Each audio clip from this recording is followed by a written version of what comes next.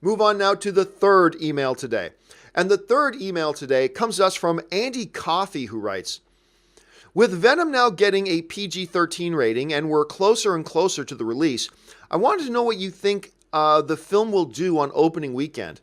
Some were saying as low as 30 million. How do you think it will do? All right, thanks a lot for the question, Andy. And yes, a little while ago, it did seem like there was a possibility, there were some numbers coming out suggesting that Venom was going to open in like the 25 to $30 million range. Not really where they wanted it to be. They would like to see it a little bit higher than that. However, recent tracking numbers for Venom are going completely in a different direction. Now they're saying, particularly with the announcement of a PG-13 rating, they're saying this movie could open anywhere between 60 and $70 million as an opening weekend.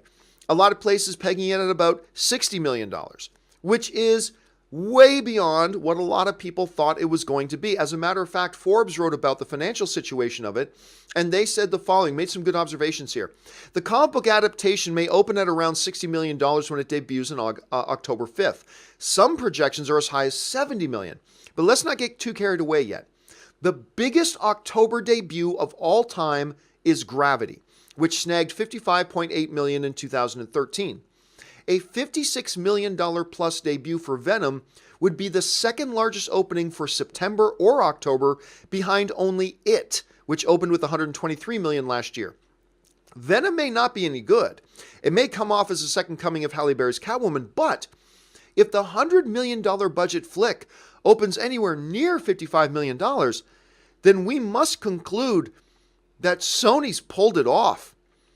I love that last line. If this movie that which cost $100 million to make opens anywhere near $55 million, then we must conclude that Sony pulled it off. Now, that's as far as business goes. Whether or not they've pulled off this movie from a creative point of view and from a quality point of view, well, that's yet to be seen. We still have to wait to find out until we see the movie to know that for sure. But if this movie does open, they're now saying 60 to 70 million. Like, what?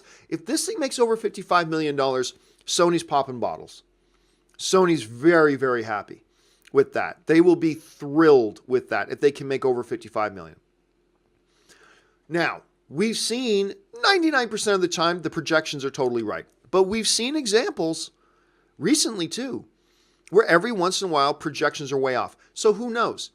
Maybe Venom does come in at $20 million or $30 million, at which point Sony's got to be disappointed. But if this thing does crawl in at 60, dare we even say 70? If it does come in on that, Sony is popping bottles. They're doubling down their efforts on the Kraven the Hunter movie, on this movie, on that movie, on their Morbius movie, on all this. They're doubling down and getting things going in a hurry.